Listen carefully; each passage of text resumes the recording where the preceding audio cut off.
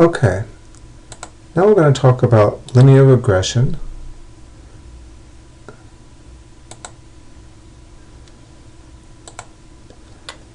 And the point of linear regression is that we want a mathematical model which describes the relationship between our y and x, between our explanatory variable and our response variable.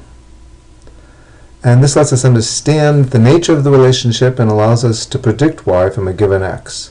So we saw in our scatter plots that sometimes it looks like a straight line would fit the data pretty well. Here we're trying to find the line. And we're going to focus on linear models. There are more complicated ones as well, but for first course we just look at linear models.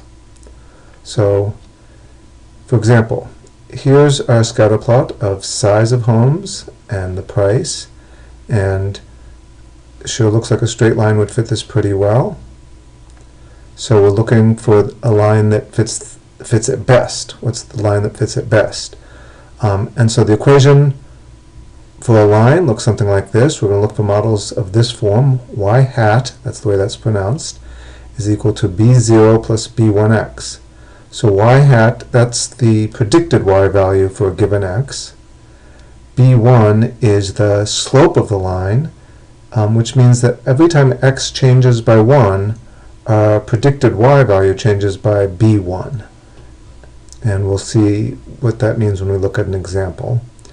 And then b0 is the intercept. It's the predicted y value when x equals 0.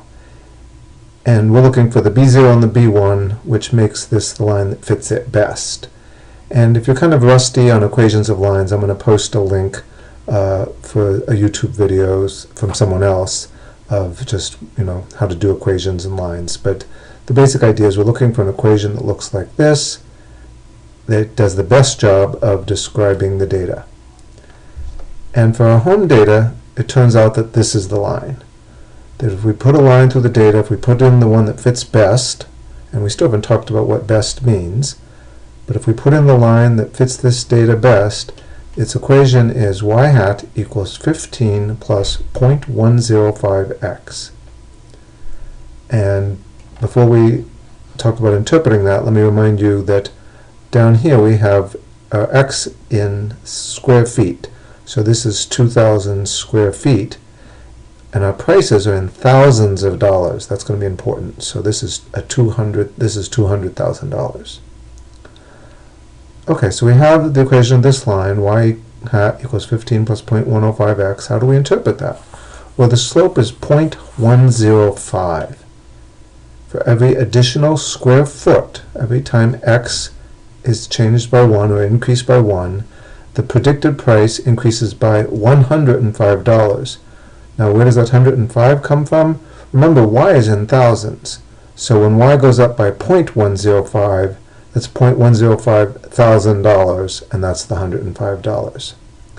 So the slope tells us that we would predict an extra $105 in price or cost of a house for every additional 1 square foot.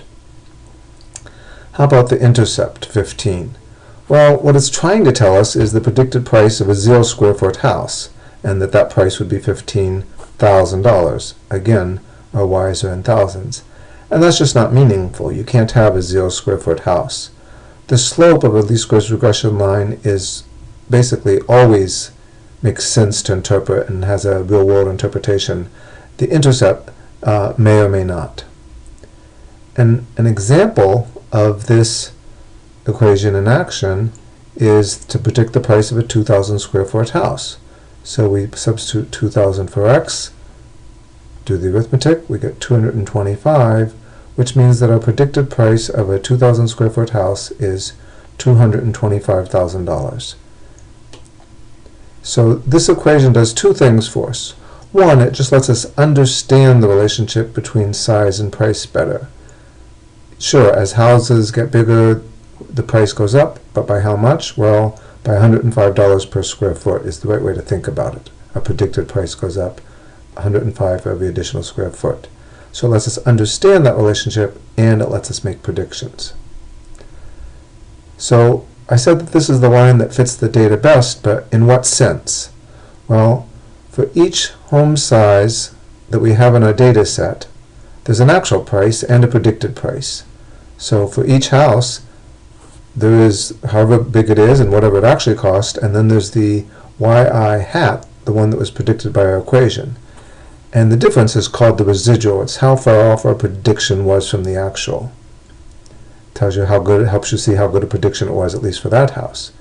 And we choose as our best fit line the one that makes the squares of the sum of the squares of all the residuals as small as possible. That's why it's sometimes called the least squares regression line. And there are some good reasons to make that what you mean by best fit, but in any case, that's what statisticians mean. So you look to see how good an estimate your line gives you for each house, square those numbers, and then add them all up. And the one that makes that total sum, that total sort of error, the total amount you're off, smallest, that's the definition of your best fit. And this is how we do it in Excel. You look at the scatter plot, right-click on a data point, click Add Trim Line, and I'll have a separate screencast showing this in action. So that's an example of single linear regression.